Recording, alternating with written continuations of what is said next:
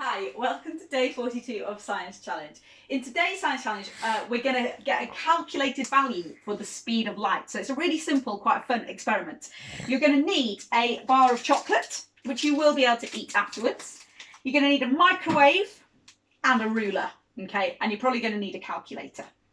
All right, so we're going to investigate some of the properties of light waves. So light travels in a wave, and light is part of what we call the electromagnetic spectrum, which are all different wavelengths of this light energy.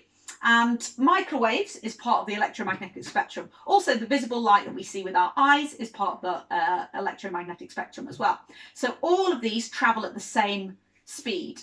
So we're going to use our microwaves today to calculate a value. Okay, so just to give you a little bit of the science behind it, the waves that light travel in look a little bit like this. It's called a transverse wave, okay? And one wavelength is from this point to this point. We have these points called nodes, and the top and the bottom of this curve here called the antinodes. That is where the most energy is, okay? Now that will happen in our microwave as well.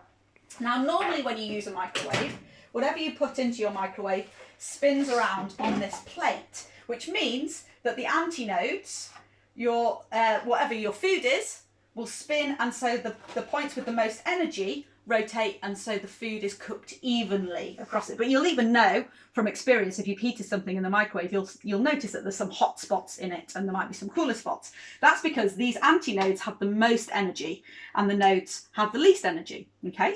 So because we're going to be investigating the speed of light today and we want to identify where these antinodes are, we're going to do away with our spinning plate and our spinning wheel, okay?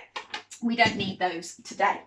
I'm going to put my chocolate, I've just got this, which is just useful just to put it over the top of the bit that spins, because I do not want my chocolate to spin in the microwave. Okay, so I've just got a little egg box here, so you could just use some pieces of card. You could even probably use a plate just to make sure that it's not going to spin when you turn your microwave on.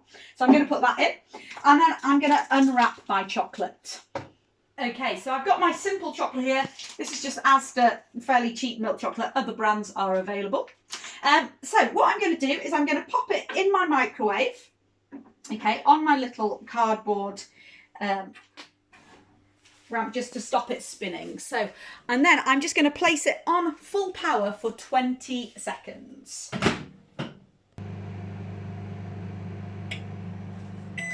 Okay, brilliant. I'm going to take my chocolate out now. And hopefully what I should see, brilliant, yeah. I've got some little spots where the chocolate has melted. Tasty. I've got one here. Okay. So have I got any others on here? I don't think I have. Okay, so I've got two positions of antinodes there. Okay, so now what I'm going to do is I'm going to use my ruler to measure the distance between these. Okay, and it is 6 centimeters.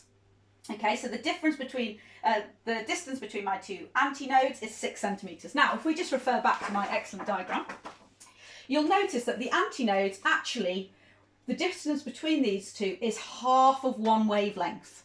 Okay, so my 6 centimeters between these two antinodes, I need to double it to get one wavelength. So that's 12 centimeters, okay, between my two antinodes.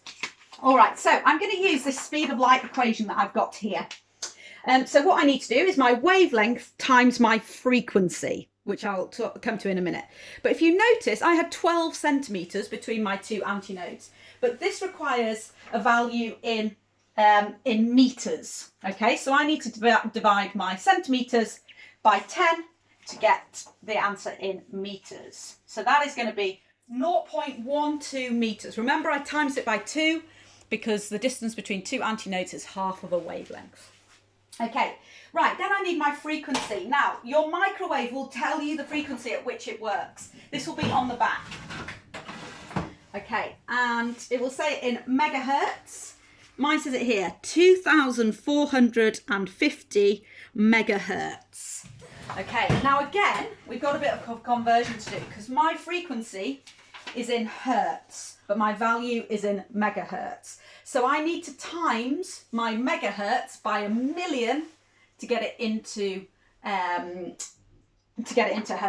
So My answer was 2,450 times by a million, add 6 noughts to it, gives me 2,450,000,000. Okay, that's how many hertz. So now it's a matter of a simple equation, which I'm going to use my calculator to do. Okay, so I've put it into my calculator and I've got 294 million meters per second. That's what we measure speed in. Now, the actual, if you research on the internet, you would find that actually the speed of light in a vacuum is 299 million, give or take, meters per second. Okay, so we're a little bit low, but that is in a vacuum. Bear in mind that we're not in a vacuum, we're in an atmosphere. So it's a little bit lower, but it's actually not that far out. So have a go, see whether or not you get the same value. Remember to double the distance and then make sure you convert your units. Have a look on the back of your microwave for the frequency and then enjoy eating your chocolate.